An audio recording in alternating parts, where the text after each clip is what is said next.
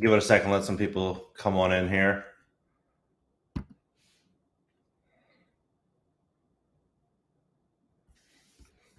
Some really big news is dropping, and it's not getting enough attention. I think it's going to be a really, really big problem. And I, myself, and my family are all aware of what's going on, and I wanted to kind of bring everybody up to speed because it seems like we're not really getting this information like we should be. So right now, let me screen share this with you guys. Hey, Pierre. Hey, Carlos. What's up, everybody? So right now, I'm going to screen share this. This was just announced that there's a historic trucker shortage set to worsen thanks to the infrastructure plan and new mandate. Now, how bad is this going to be? Well, when we look right now, even on marinetraffic.com, this is so important because this essentially shows how bad things are at the Port of Long Beach. You know, they're trying to pull some through Florida right now, but this is all backlog for the most part. So there's roughly 500,000 containers that are unable to deliver. So what they're saying here is that this new mandate is going to equate to an 80,000 truck drivers, a shortage of 80,000 truck drivers in the next 2 months. 80,000. And it's going to equate to 160,000 in the next 8 years. So the question I ask myself is, if it's more expensive to ship and distribute goods, food, everything, clothing, car parts, everything that we need to function on a day-to-day, how can prices remain the same? And what I believe is very likely to happen, what I think we're stepping into right now, is a situation where food costs, everything is going to be going up. It doesn't seem like there's any other way. In the mainstream right now, this is what they're saying. They're saying food shortages at families in need. Thanksgiving food shortages, prices increase. Hamburger hunt, North Korea tells citizens food shortages will last through 2025. Like, this isn't a short-term thing here. And I know people will say, well, that's North Korea. But what we're seeing happening there is pretty kind of on line with everything that's happening everywhere else. From food and toys, worsening supply chain shortages impact mass stores. But the other problem with this now is when they talk about, the shortages so much on mainstream media, when they're saying, oh, you can only buy so many pieces of toilet paper, you can only buy so much of this, it sells a narrative where people go out there and panic buy. So maybe they buy way more than they otherwise would, which then creates the illusion of a shortage, which then forces other people to buy even more. And before you know it, there actually is a shortage. But the other problem that I think that a lot of people are not understanding is that the people now on fixed income. A lot of people ask me, hey, John, what's a really good investment? And if they have, a couple $1,000s to their name, I always generally tell them it's either in your own education, it's all paying off 25% interest credit cards, or it's buying things now that you're going to need over the next 6 months or a year and just storing it. Because if you can buy it now at a cheaper price than you're going to be able to buy it tomorrow, probably makes sense to do it. Now, I'm not saying to go out there and panic buy, but what I am saying is that we do have a real problem with this supply chain. I think it's really early to understand, for most people to understand exactly where this is going to go. So what they're saying here is that ATA attributes the shortage to a number of issues, including that slowed or stopped training programs and DMV licensing of new drivers, along with increased number of retirements among its aging workforce. Another issue highlighted by ATA is an infrastructure or a lack thereof that limits trucks drivers' abilities to maximize productivity. Making matters worse is the new mandate, something that ATA recently warned would make the driver shortage even worse, as many drivers will likely quit. So right now in America, we have roughly 3.5 million truckers. 3.5 million truckers. Now, if we lose 80,000 of those 3.5 million truckers just the next 2 months, that's going to be a big problem. It's going to be a really big problem. What I'm actually predicting is going to happen, and I've been kind of talking about this quite a bit on this channel, is that I think it's going to be so expensive for the mom and pop stores, a lot of these small businesses, to compete with these big corporations, because the big corporations, they own the shipping, the distribution. I'm talking Walmart, Home Depot, Amazon, all these big companies, they own the distribution. So they essentially can keep their costs relatively low, whereas somebody else that was paying, $5,000 a container now is paying $40,000 a container. The prices are through the roof. I recently met someone who is in the clothing industry, and the cost for them to get clothing for their business increased 800% just to get the raw materials there for them to make the finished product. Now, what they're ultimately going to end up doing is probably selling the company. This is not just them. This is going to go across all these companies. And then what we're also seeing is a really big problem with theft in a lot of locations. I'm talking San Francisco, Los Angeles, New York. A lot of the theft that's happening there is going to be a huge problem for small businesses. They're closing Walgreens and CVS. They're closing all these places down in San Francisco. I'm sure you guys heard of it. And I'm sure you guys probably even seen a lot of the stuff on TikTok where people are running out of the stores of like Louis Vuitton and Gucci with bags full of stuff.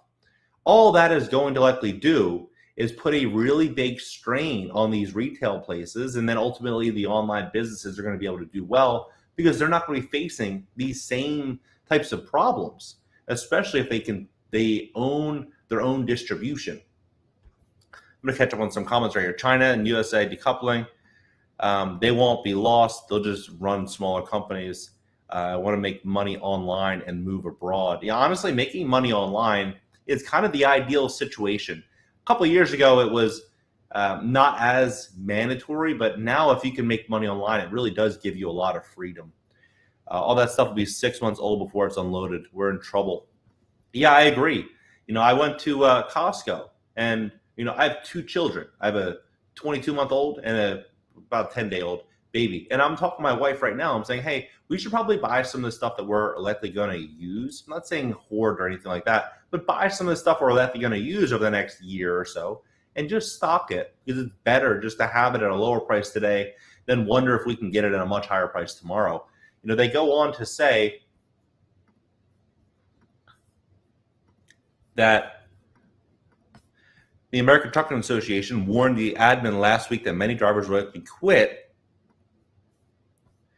What Biden admin is doing about those issues, according to the infrastructure bill, they're not taking the actions that would help. Instead of roads and bridges, as TownHall has covered, Biden's idea of infrastructure is woke legislation designed to insert equity while demonizing the industries. Yeah, and the juggernaut Green New Deal policies that will undermine the current transportation system. It will be very interesting to see, and this is from TownHall. So this is all from TownHall.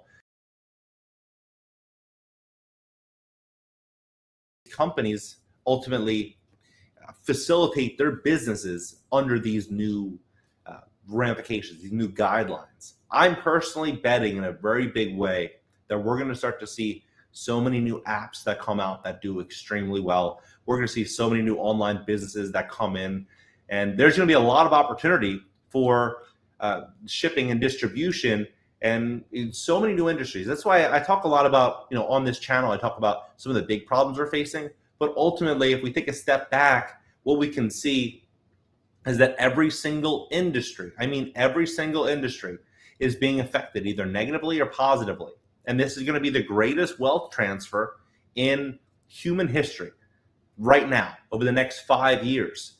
If you're on the right side of that and you understand what's going on with these mom and pop businesses, what they're about to go through, what you're going to be able to do is ask yourself, say, hey, what is the big problem people are going to have, and how can I fill this problem now before the mainstream really understands that this problem exists? And when that does happen, there's going to be a lot more competition to fulfill that need. So if you can step in front of it right now and see the problems before everybody else, you're going to end up making a windfall of money. And then at that point, when you have the money, then you're in a much better position to whether you want to move, whatever you want to do, you have the, money equals freedom in many cases. The higher value strategic items made in North America. Yeah, it's going to be, and I agree with that. There's some really high value things that are made in North America, but to actually get it around, it's going to cost more. It's going to cost more. And that's going to be the problem. You have gas prices going up. Truckers are going to be setting that inside of the cost for them to distribute. So everything is very likely going to continue to grow up or go up, even if it is North America. I posted something on here a while ago of a TikToker, a famous TikToker who is a farmer, saying that onions and produce are set to go up by 40% next year when all the contracts, the government contracts, are set to renew. And if they don't reset the prices at 40%, 35 to 40%, then they themselves will go out of business in the next 12 months. So everything will likely be going up. Someone asked me, what do I think is going to happen to real estate? And that's a really good question. And there's so many things that could happen. So real estate could ultimately be an incredible hedge against inflation, and it could prove to be a very great investment long term, especially if you can borrow money at 3% or 3.5% today, knowing that the dollar is probably going to die by 7, 8, or 10% at a minimum per year. You're going to make the spread on that money you're borrowing. You're going to have some tax deductions, and you're going to ride the appreciation of the asset, especially as people start losing their jobs. They're going to have no choice but to rent. So there are some very, very good projections for real estate, but there's also some concerns that I have. Some of these concerns are the new infrastructure with weatherization of properties. So basically getting these properties off of fossil fuels, which will likely be very expensive. So think no AC, no stove, no washer dryer, all that has to get reconfigured. And then they're also talking about how they're going to reshape taxes on operating income of multifamily real estate and the capital gain structure when you sell properties. So they're talking about a lot of new changes that could come into play. But then what the other concerns that I think could be a problem, especially for house flippers, would be just simply getting materials. It might be a challenge to get the materials that you need to complete an assignment. I myself was dealing with a problem in Los Angeles maybe 6 months ago of just getting some air conditioning units. And I ended up holding the property for an extra 3 months, costing me between $15,000 and $16,000 just in operating cost on, I think the ACs were probably, I don't know, $3,500 to $4,000. So it cost me, 300% just in operating cost outside of the AC cost. So that could be a big problem too for the house flippers. But these are going to be some of the big problems that I see. Also, if the eviction moratorium comes back, if there's some new changes that come into place, there's so many things that are uncertain with real estate. One thing, and also utility bills are very likely going to continue to increase, like BlackRock and Blackstone have been mentioning. So if that does happen, then we could have a situation where if people are losing their jobs, which I predicted is probably going to be somewhere, we might have an unemployment rate of somewhere between 20 and 25%. If you watch that video, I'll lay out all the details, and I've asked everyone that's watched it to prove me wrong. We have like 55 or 60,000 views. Not one person was able to prove it all wrong. So unemployment rate could go sky high, utility bills could increase, and food costs could go through the roof. And my prediction is that if food pricing gets out of hand and utility bills go very, very high, how can rents increase at the same rate if wages are falling? So that is a question that we all have to ask ourselves. So that's the risk that many real estate investors will be taking on long-term multifamily real estate, especially if it's in like Class A and Class B locations where people are, they're paying a good chunk of their overall monthly expense on this. And if that happens, then I think that these Class A and Class B tenants might relocate to a more affordable living accommodation. So there could be a lot of changes happening in real estate, but I think one of the big things that most people aren't paying attention to will be, and yeah, a total meltdown, yeah. But the thing is, the person that does the best in the event of a total meltdown is going to be the one that is ultimately well diversified. So they have, they have their hands in all of these different options, all these different alternatives, whether it be real estate, stocks, crypto, gold, silver, food, all these different options, all these alternatives. And they have, backup situations where they can, pivot with the times. That person is going to be better positioned. So even in the event of a total meltdown, the old saying runs true, which is there is the best opportunities when there's blood in the streets. So in the event that there is a total meltdown, you can promise yourself this, that the middle class is going to get hit the hardest. Meanwhile, the people that have the deep pockets that are prepared for this will run out there and take advantage of that momentum.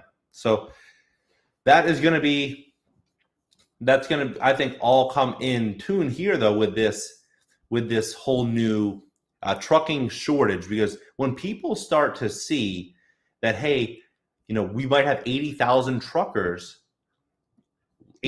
less truckers in the next 2 months, this could end up, people could go to the store and try to get food and their everyday necessities, and the shelves start to look a little bit more dire.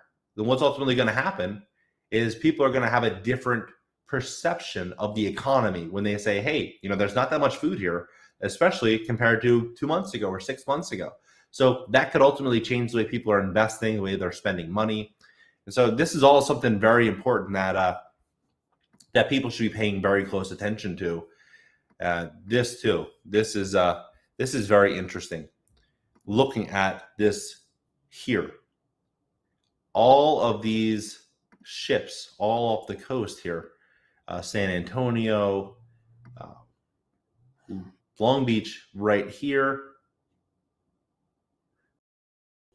Yeah, it's getting quite interesting. And I personally think, Kamala Harris made a statement saying that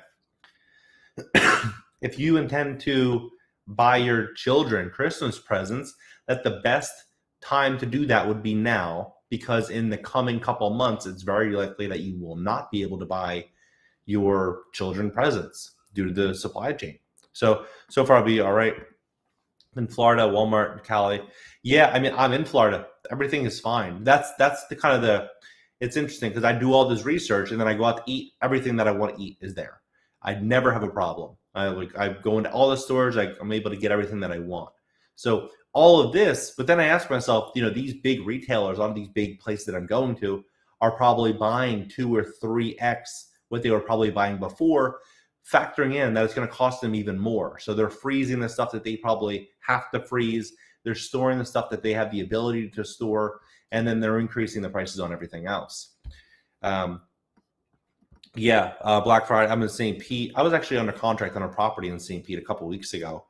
I think Amazon is set to dominate. A lot of these, there's like Coupang in South Korea, Alibaba. A lot of these companies I think are going to really, really start to take over in huge ways and enter all these new industries, especially as they have less competition when these old business models start to fade away. When we look at industries, I lived in LA for many years. When we look at the traditional business model, the entire business model is based on foot traffic from the community. Now, if they have less foot traffic and the cost of goods and services and food and everything is going way up, what's ultimately going to happen is that they won't be able to afford their rent unless rent goes way down. But if rent goes way down, then the landlord that bought the building at maybe a 6 cap or an 8 cap or a 10 cap, they bought it many years ago, they would go belly up. They would go under. So what we're going to likely have is a lot of these businesses go online to try to compete. But if they're only able to advertise on 2 or 3 or 4 different platforms to reach a customer, then they're going to be competing with Walmart and all the big chains. They can pay more for a customer. Small business is going to get crushed. So that's kind of what I'm seeing. But the same thing for all of us too right now is looking at how the world's changing and understanding it. I'm reading a ton of different books and ordering a ton of different books online and just trying to learn as much as I possibly can to put myself in a position intellectually to make the smartest decisions possible over the next couple of years, because I think the next couple of years are going to be make or break. I really do. I'm going to catch up on some of these comments. Yep, I'm seeing that too there. The shelves will have food. Yep. And I agree with that too, Stephen. It's going to be blow by blow. Same peak container fees will get passed to the consumer. Yeah, and the same thing when Dave mentioned a couple minutes ago that the container fees are going to get passed on to the consumer. The same exact thing is going to happen with the new minimum wage. Minimum wages are going up at a lot of these chains, McDonald's and Walmart and Bank of America.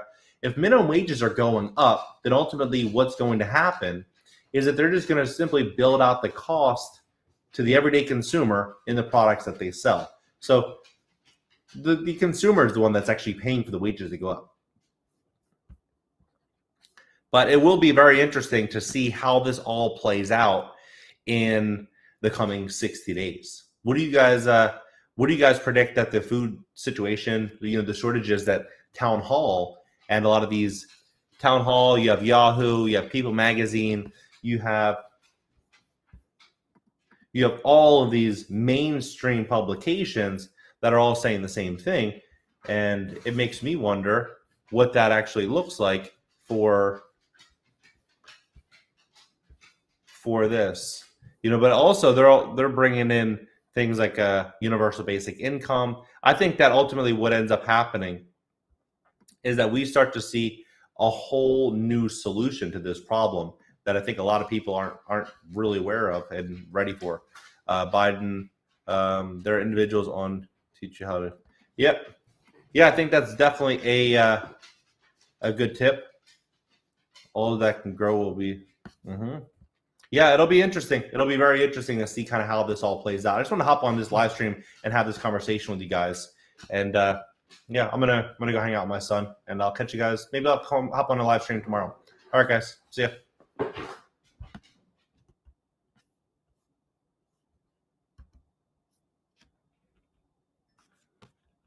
Thanks.